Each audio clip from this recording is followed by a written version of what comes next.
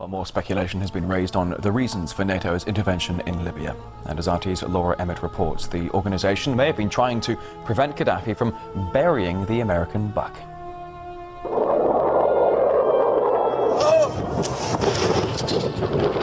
According to some, it's about protecting civilians. We must not tolerate this regime using military force against its own people. Others say it's about oil. The only reason they're interested with Libya is about the oil. You'd think we'd be in Iraq if the major export there was broccoli. But some are convinced intervention in Libya is all about currency, specifically Gaddafi's plan to introduce the gold dinar, a single African currency made from gold, a true sharing of the wealth. It's one of these things that you have to plan almost in secret, because as soon as you say you're going to change over from the dollar to something else, you're going to be targeted. There were two conferences on this, one in '96 and another one in the year 2000, called the World Mataba Conference, organized by Gaddafi. And everybody was interested. I think most countries in Africa were keen. Gaddafi didn't give up. In the months leading up to the military intervention, he called on African and Muslim nations to join together to create this new currency that would rival the dollar and euro. They would sell oil and other resources around the world only for gold dinars. It's an idea that would shift the economic balance of the world. Countries' wealth would depend on how much gold they have, not how many dollars they trade. And Libya has 144 tons of gold. The UK has double that, but 10 times the population.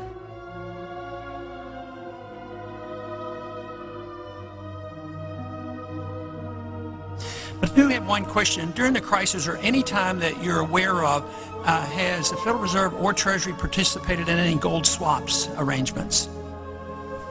The Federal Reserve does not own any gold at all. We have not owned gold since 1934. The Federal Reserve does not own any gold at all. We have not owned gold since 1934. The Federal Reserve does not own any gold at all. If Gaddafi had an intent to try to reprice his oil or whatever else the country was selling in the global markets and accept something else as a currency, or maybe launch a gold dinar currency, any move such as that would certainly not be welcomed by the power elite today who are responsible for controlling the world's central banks. So yes, that would certainly be something that would cause his immediate dismissal and the need for other reasons to be brought forth for removing him from power. It's happened before. In 2000, Saddam Hussein announced Iraqi oil would be traded in euros, not dollars.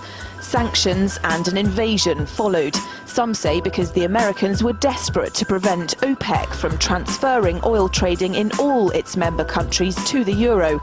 The UK's gold is kept here in a secure vault somewhere in the depths of the Bank of England. As in most developed countries, there's not enough to go around. But that's not the case in places like Libya and many of the Gulf states. A gold dinar would have given oil-rich African and Middle Eastern countries the power to turn around to their energy-hungry customers and say, sorry, the price has gone up and we want gold.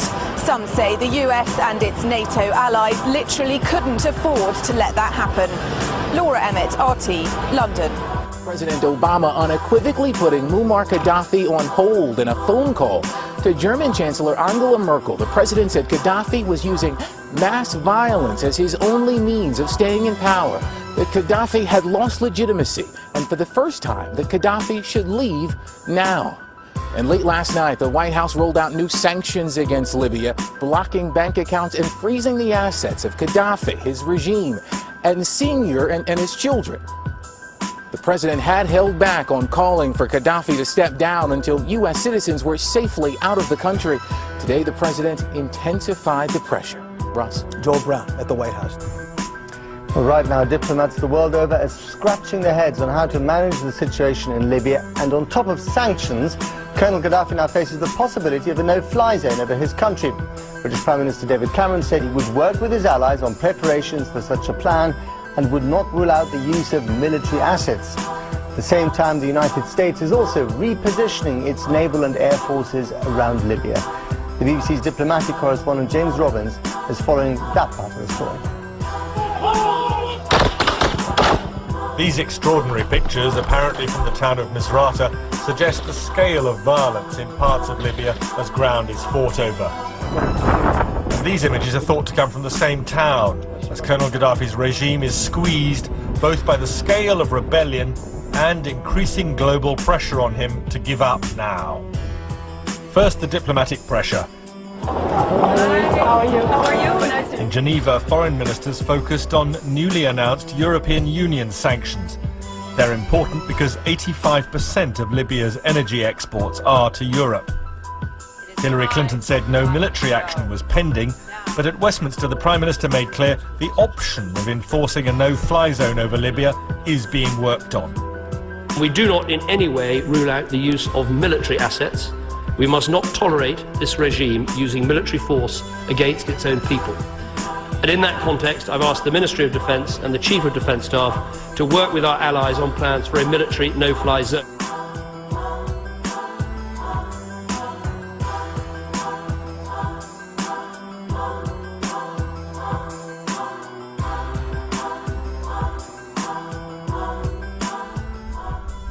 Imagine what the world would be like with him in power.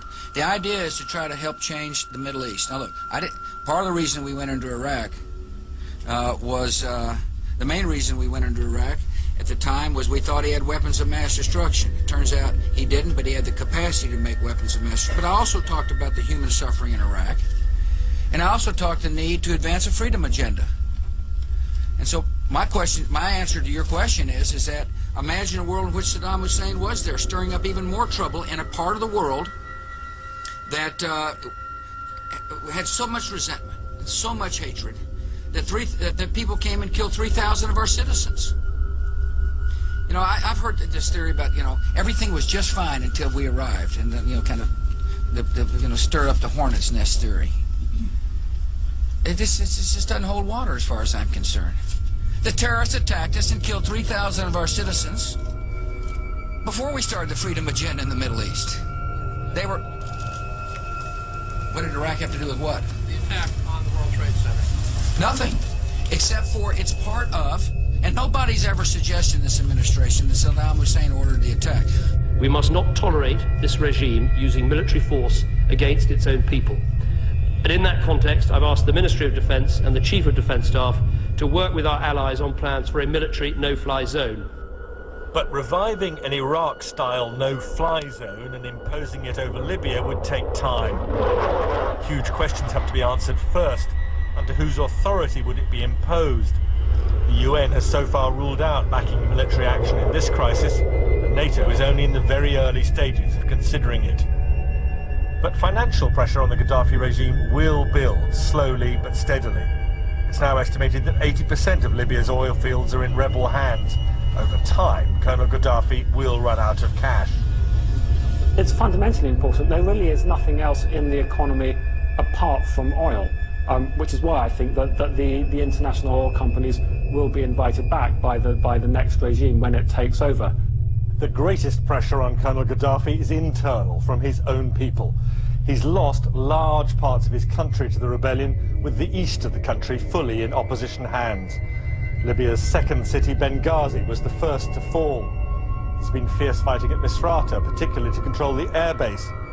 There are towns outside Tripoli which remain in the hands of Gaddafi loyalists, including Sirte, Colonel Gaddafi's birthplace. But the focus is still on the capital itself. Tripoli is home to around 1.7 million people out of a total population of 6.4 million. And it's still the command centre for up to an estimated 10,000 armed forces thought to be loyal to Gaddafi. Libya's Colonel Muammar Gaddafi has warned that his people will fight back if world powers try to enforce a no-fly zone over the country's skies. Gaddafi told Turkey's TRT channel that the West only wanted to take action so it could seize control of Libyan oil. He also claimed that if he stepped down, it would leave a power vacuum to be filled by Al-Qaeda. We are the ones preventing Al-Qaeda from taking control, he said. They would drag the whole region into chaos.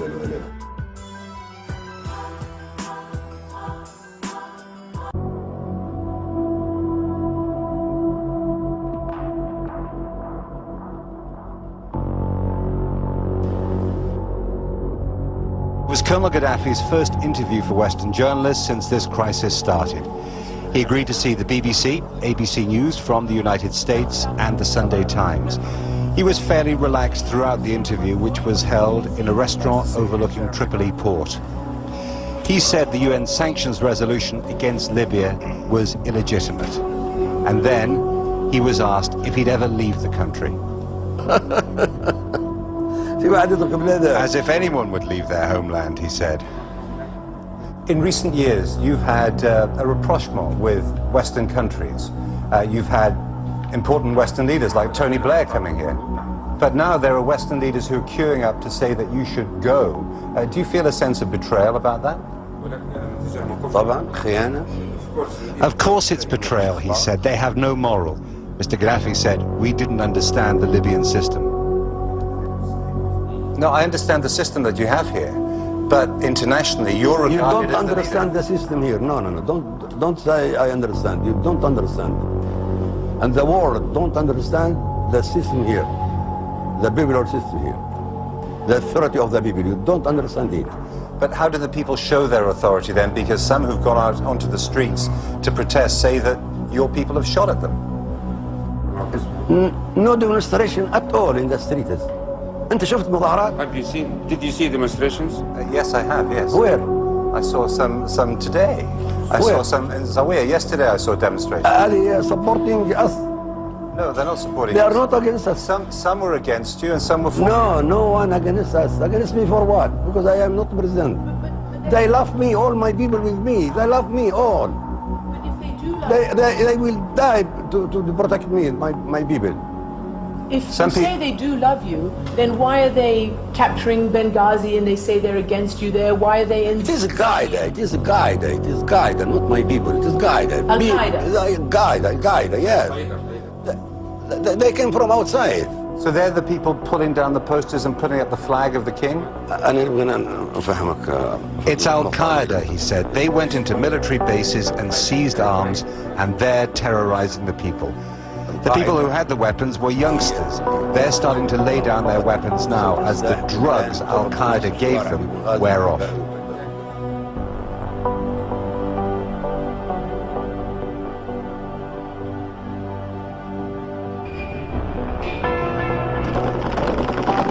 Even bin Laden's displays of strength for the Western media were faked. The fighters in this video had been hired for the day and told to bring their own weapons. For beyond his own small group, bin Laden had no formal organization until the Americans invented one for him. The picture al-Fadl drew for the Americans of bin Laden was of an all-powerful figure at the head of a large terrorist network that had an organized hierarchy of control. He also said that bin Laden had given this network a name, Al-Qaeda. It was a dramatic and powerful picture of bin Laden, but it bore little relationship to the truth. The reality was that bin Laden and Ayman Zawahiri had become the focus of a loose association of disillusioned Islamist militants who were attracted by the new strategy. There is also no evidence that bin Laden used the term Al-Qaeda to refer to the name of a group until after September the 11th, when he realized that this was the term the Americans had given him. Anti-Gaddafi rebels freed a prison in Tripoli. Today, CNN has learned that among those liberated, inmates are hundreds of men who are believed to be supporters of Al-Qaeda. They're now on the loose. The man who uncovered this story is CNN terrorism analyst Paul Cruikshank. He has been to that prison in the past, joins us live from London. Paul, give us details on just who is now free in Libya. Well, what we're hearing, Drew, is that up to 600 prisoners from this prison are believed to be pro-Al-Qaeda militants, people who were imprisoned there by Gaddafi, who've been there for several years, people who were imprisoned at the height of the Iraqi insurgency. Many of these individuals, we understand, actually tried to go to Iraq. Some of them came back from Iraq after fighting against American troops there. So there are rather large concerns at the moment about who these individuals are and what they may do in the future.